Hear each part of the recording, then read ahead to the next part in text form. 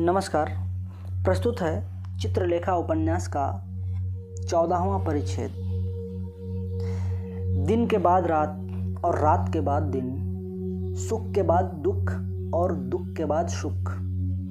बिना रात के दिन का कोई महत्व नहीं है और बिना दिन के रात्रि का कोई महत्व नहीं है। बिना दुख के सुख का कोई मूल्य नहीं है और बिना सुख के दुख का कोई मूल्य नहीं।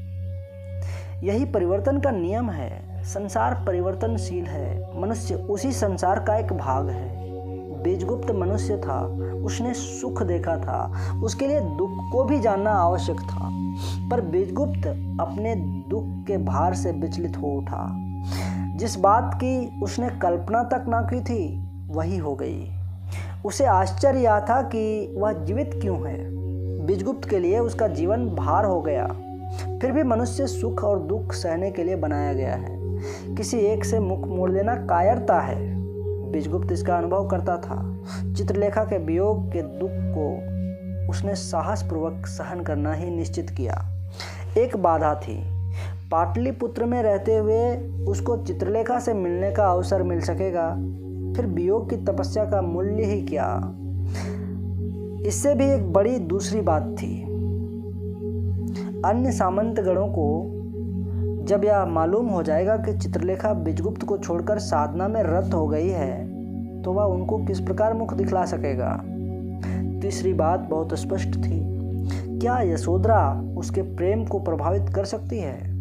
बीजगुप्त दोपहर भर इस समस्या को सुलझाने का प्रयत्न करता रहा, पर बात जितनी ही सुलझाई जाती थी उतनी ही उलझी चली जाती थी। अंत में वह ऊब उठा। उस बात पर अधिक सोचने से उसके हृदय में एक दुस्साह पीड़ा होने लगती थी। संध्या के समय उसने श्वेतांग से कहा, श्वेतांग, मेरा एक प्रस्ताव है। वह क्या। हम लोग काशी चलें। कुछ दिनों तक देश पर्यटन करने की मेरी इच्छा है। इतनी जल्दी? श्वेतांग ने आश्चर्य से पूछा। यशोधरा से अपने बढ़ते हुए प्रेम को वह पुष्ट करना चाहता था और इसके लिए श्वेतांग को पाटलिपुत्र में रहना आवश्यक था। 10-5 दिन हम लोग क्या अभी नहीं ठहर सकते? प्रबंध करने को बहुत कम समय है। बीजगुप्त ने शुष्क भाव से उत्तर दिया, नहीं, परसों ही चलना पड़ेगा। प्रबंध तो क्षणों में होगा। मेरी तथा अपनी यात्रा का प्रबंध करना पड़ेगा। जैसी स्वामी की आज्ञा। श्वेतांग रात भर जागता रहा। बीजगुप्त का यह निर्णय उसे अच्छा ना लगा, पर वह कर ही क्या सकता था। उसने सोचा कि वह बीजगुप्त के साथ चलने से इनकार कर दे, पर इसका उसे साहस ना पड़ा। इनकार करना उसकी नीचता होगी, उसका हृदय यह कहता था। प्रातःकाल उठकर उसने बीजगुप्त से कहा, आर्य, आपकी आज्ञा चाहता हूँ कि मैं आर्य मृत्युंजय से मिलाऊं। कारण जानते हुए बीजगुप्त ने कहा, क्यों?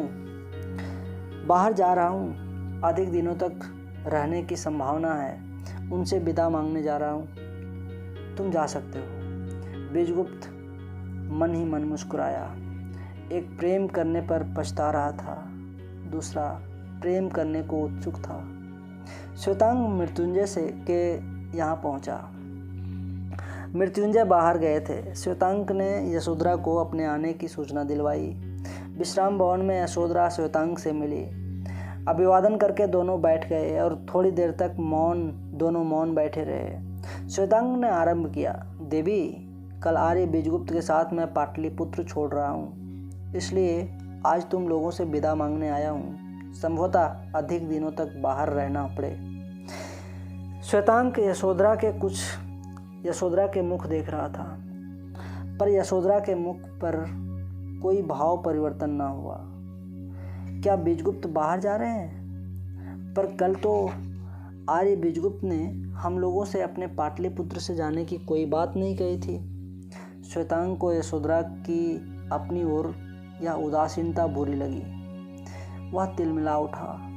हाँ देवी, चित्रलेखा ने आर्य बीजगुप्त का साथ छोड़कर योगी कुमारगिरी से दीक्षा ले ली। इस बार यशोधरा चौंक उठी। क्या कहा? चित्रलेखा ने विराग ग्रहण कर लिया है? बड़े आश्चर्य की बात है। हाँ, आर्य बीजगुप्त को इससे अवश्य दुख हुआ होगा। यशोधरा ने कुछ देर तक मौन रहकर फिर कहा, मैं चित्रलेखा से मिलते ही जान गई थी कि वह देवी है। आर्य बीजगुप्त के लिए वह सबसे बड़ा त्याग कर सकती है। श्वेतांक अपने प्रहार से स्वयं ही घायल हुआ। उसकी प्रतिहिंसा भड़क उठी और आर्य बीजगुप्त चित्रलेखा को छोड़कर दूसरी स्त्री से प्रेम नहीं कर सकते। मैं उन्हें जानता हूँ, इसलिए अपना हृदय बहलाने वे बाहर जा रहे हैं। उनका दुख इतना प्रबल है कि यदि वे बाहर ना जाकर पाटलिपुत्र में रहेंगे तो बहुत संभव है वे आत्महत्या कर लें। इस बार यशोधरा का मुख पीला पड़ गया। ठीक कहते हो श्वेतांक, आर्य बीजगुप्त को मैं भी कुछ कुछ समझ सकी हूँ और मैं तुम्हारी बात में सार देखती हूँ। जितने उच्च कोटि के मनुष्य आर्य बीजगुप्त हैं, उसको देखते हुए मैं उनको दोष नहीं दे सकती। इस बात से उन पर मेरी श्रद्धा और बढ़ गई। श्वेतांक क्रोध से पागल हो गया।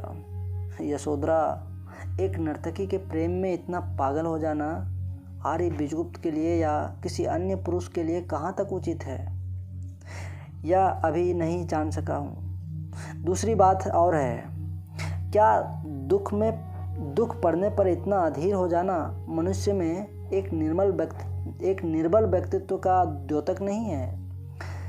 यशोधरा श्वेतांक के इस अकारण क्रोध का कारण न समझ सकी। उसने गंभीरतापूर्वक कहा, आर्य श्वेतांक, बहुत संभव है जो कुछ तुम कहते हो वह उचित हो। मैं तुम्हारी बात का खंडन नहीं करती, पर इतना अवश्य कहूँगी कि इसमें बीजगुप्त का कोई दोष नहीं है। देवी चित्रलेखा आर्य बीजगुप्त की दृष्टि में और उसके जीवन में नर्तकी न थी, वे उसकी पत्नी के तुल्य थीं। इतना मैं जानती हूँ, तुम जानते हो और सारा विश्व जानता है। साथ ही प्रत्येक व्यक्ति में कमजोरियाँ होती हैं, मनुष्य पूर्ण नहीं है। उन कमजोरियों के लिए उस व्यक्ति को बुरा कहना और शत्रु बनाना उचित नहीं, क्योंकि इस प्रकार एक मनुष्य किसी व्यक्ति का मित्र नहीं हो सकता। संसार के प्रत्येक व्यक्ति को वह बुरा कहेगा और प्रत्येक व्यक्ति उसका शत्रु हो जाएगा। फलतः उसका जीवन भार हो जाएगा। मनुष्य का कर्तव्य है दूसरे की कमजोरियों पर सहानुभूति प्रकट करना। श्वेतांक की विरोध की भावना ने उसका सारा ज्ञान ढक लिया था। सहानुभूति और दया का कर्तव्य में कोई स्थान नहीं। कमजोरी की निंदा करके व्यक्ति से उन कमजोरियों को दूर करना उचित होता है। यशोधरा हंस पड़ी। मनुष्य को पहले अपनी कमजोरियों को दूर करने का प्रयत्न करना चाहिए। आर्य श्वेतांक, दूसरों के दोषों को देखना सरल होता है, अपने दोषों को ना समझना संसार की एक प्रथा हो गई है। मनुष्य वही श्रेष्ठ है जो अपनी कमजोरियों को जानकर उनको दूर करने का उपाय कर सके। यशोधरा का अंतिम वाक्य श्वेतांक के हृदय में तीर सा चुभ गया। वह यह निर्णय न कर सका कि यशोधरा ने उसी पर वह व्यंग्य किया था, पर यशोधरा ने जो कुछ कहा था वह ठीक था। वह बीजगुप्त पर लागू होता था, क्योंकि बीजगुप्त अपनी कमजोरियां जानता था और उनको दूर करने का प्रयत्न कर रहा था। वह वाक्य श्वेतांक पर लागू होता था, क्योंकि वह दूसरों के दोषों की मीमांसा कर रहा था। प्रतिहिंसा के अपने भाव को बुरा ना समझता था। उसका मुख पीला पड़ गया। कांपते हुए धीमे स्वर में कहा, आर्य बीजगुप्त को तुम्हारे सामने बुरा कहना अनुचित था। मैं क्षमा चाहता हूँ और आगे से मैं अपने दोषों को दूर करने का प्रयत्न करूँगा। आर्य बीजगुप्त को तुम्हारे सामने बुरा कहना अनुचित था। यशोधरा क्रोध से लाल हो गई, पर एक क्षण में ही उसे श्वेतांक के अकारण क्रोध का कारण मालूम हो गया और दूसरे ही क्षण उसका मुख सफ़ेद हो गया। आर्य श्वेतांक, तुम बड़े भ्रम में हो। मैं आर्य बीजगुप्त से प्रेम नहीं करती। तुमसे यह स्पष्ट कह देना ही उचित होगा। यशोधरा की आंखों में आंसू भर आए। उसने अपना मुख अंचल में छिपा लिया। श्वेतांग के मुख से यह वाक्य अचानक ही बिना उसकी इच्छा से निकल पड़ा था और इसके लिए उसे दुख था, पर बात मुख से निकल ही गई, उसको वह लौटा ना सकता था। उसने यशोधरा के सामने हाथ जोड़कर कहा, देवी यशोधरा, मुझे क्षमा करना, मैंने बहुत बड़ा अपराध किया, पर उस समय मैं अपने आपे में ना था। तुम शायद नहीं जानती कि मैं इतना कटु क्यों हो गया। क्यों? कारण का अनुमान करते हुए भी उसको स्पष्ट रूप से सुनने की लालसा से शायद यशोधरा ने पूछा। इसलिए कि मैं तुमसे प्रेम करता हूँ। यशोधरा ने श्वेतांग को देखा। उसके निसंकोच नेत्र श्वेतांग के नेत्रों से मिल गए। बड़े आश्चर्य की बात है आर्य श्वेतांग। इस बात ने श्वेतांग को निस्तेज कर दिया। इस बात में कितनी गूढ़ता थी, कितना भयानक सत्य इस छोटे से वाक्य में छिपा था। यशोधरा श्वेतांग से प्रेम ना करती थी। श्वेतांग कह उठा, मैं जानता हूँ कि तुम मुझसे प्रेम नहीं करती हो देवी, पर मैं तो तुमसे प्रेम करता हूँ। मैं यह तुमसे कहता भी ना, क्योंकि प्रेम किया जाता है, कहा नहीं जाता। पर क्या करूँ, इस समय प्रसंग ही ऐसा आ गया। अपनी कटुता के लिए और अपने दुस्साहस के लिए मैं तुमसे क्षमा मांगता हूँ। यशोधरा उठ खड़ी हुई। क्षमा याचना की कोई आवश्यकता नहीं आर्य श्वेतांग, मैं तुम्हें दोष नहीं देती। जीवन में ऐसी बातें तो नित्य प्रति हुआ करती हैं। कहाँ तक क्षमा याचना करते फिरोगे। अच्छा, अब मैं जाती हूँ, देखूं कि पिताजी आ गए। यशोधरा चली गई। श्वेतांग ने अब अनुभव किया कि उसने एक बहुत बड़ी भूल की। वह मिलने आया था यशोधरा से।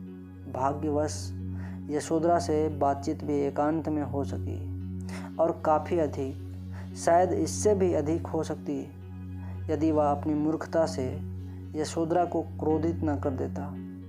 उसे अपनी मूर्खता पर क्रोध आ रहा था। उसने सोचा कि अब उसका वहाँ बैठना अनावश्यक है। जिस काम के लिए वह आया था वह बनने की जगह बिगड़ गया। वह उठा। वह बाहर चलने ही वाला था कि यशोधरा के साथ मृत्युंजय ने कमरे में प्रवेश किया। मृत्युंजय को देखकर वह रुक गया और उसने मृत्युंजय को अभिवादन किया।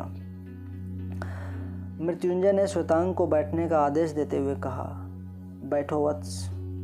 श्वेतांग, मैंने सुना है कि तुम आर्य बीजगुप्त के साथ देश भ्रमण करने जा रहे हो, क्या यह ठीक है? श्वेतांग ने मुस्कुराने का प्रयास करते हुए उत्तर दिया, आर्य श्रेष्ठ, कल ही हम लोग चले जाएंगे। कहाँ जाने का विचार है? काशी। और लौटने का कब तक विचार है? यह नहीं कह सकता। यह तो पूर्णतः आर्य बीजगुप्त पर निर्भर है। यशोधरा ने अपने पिता से कहा, पिताजी, आप कभी देश भ्रमण को क्यों नहीं निकलते? मैं कभी काशी नहीं गई। इस अवसर पर आर्य बीजगुप्त के साथ आप भी काशी हो आवें। बात बुरी ना थी। पाटलिपुत्र से काशी निकट भी है। मृत्युंजय ने कहा, पुत्री, इतनी जल्दी कैसे यह संभव हो सकता है? सब कुछ संभव है पिताजी, यदि आप आज्ञा दें तो चलने का प्रबंध आज संध्या के समय तक हो सकता है। मृत्युंजय हंस पड़े। यशोधरा, तुम्हारा यह पहला साग्रह अनुरोध है। उसे टालना मेरी सामर्थ्य से के बाहर है। यदि प्रबंध कर सकती हो तो कर लो और देखो, मुझे तुम कोई कष्ट ना देना। श्वेतांग का खिन्न मन और भी खिन्न हो गया। अवश्य ही यशोधरा बीजगुप्त से प्रेम करती थी, तभी तो वह इतनी जल्दी काशी चलने को तैयार हो गई। पर श्वेतांग ने अपने हृदय को यह समझाकर शांत किया कि बीजगुप्त तो यशोधरा से प्रेम नहीं करता है। इतने दिनों तक साथ रहकर यशोधरा यह समझ जाएगी कि कौन व्यक्ति उससे प्रेम करता है। यशोधरा ने श्वेतांग से कहा, आर्य श्वेतांग, हम लोग भी तुम्हारे साथ चलेंगे, यह याद रखना और आर्य बीजगुप्त से भी कह देना। मृत्युंजय ने हिचकते हुए कहा, यशोधरा पहले प्रबंध तो कर लो। यदि कल तक तुम प्रबंध न कर सके तो आर्य बीजगुप्त का एक दिन यूं ही व्यर्थ जाएगा। प्रबंध न कर सके? कैसी बात कर रहे हैं पिताजी? आर्य श्वेतांक हम लोग अवश्य चलेंगे। श्वेतांक उठ खड़ा हुआ। तो फिर आज्ञा चाहता हूँ आर्यश्रेष्ठ, मैं आर्य बीजगुप्त से यह कह दूंगा। इस बार उसने यशोधरा से कहा, देवी यदि प्रबंध में कुछ कष्ट हो तो मैं सेवा करने को प्रस्तुत हूँ। संध्या समय में आ सकता हूँ। यशोधरा हंस पड़ी। धन्यवाद धन्यवाद आर्य। संध्या समय जब आप आवेंगे तो यदि कोई कार्य आपके योग्य होगा तो बतलाऊंगी। श्वेतांक चला गया। जाकर उसने बीजगुप्त से कहा, स्वामी आर्यश्रेष्ठ मृत्युंजय अपनी कन्या के साथ कल काशी की यात्रा करना चाहते हैं। उन्होंने आपसे कहलवाया है कि यदि यात्रा साथ हो तो अच्छा हो। बीजगुप्त इस प्रस्ताव के लिए तैयार न था। जिन कारणों से वह देश यात्रा करना चाहता था उनमें से एक तो उसके साथ ही चल रहा था, पर अब हो ही क्या सकता था। बीजगुप्त ने अनमने भाव से उत्तर दिया, अच्छी बात है। और इसी के साथ यह चित्रलेखा उपन्यास का 14वां परिच्छेद यहीं समाप्त होता है। मिलूँगा फिर अगले 15वें परिच्छेद को लेकर। तब तक के लिए नमस्कार, धन्यवाद।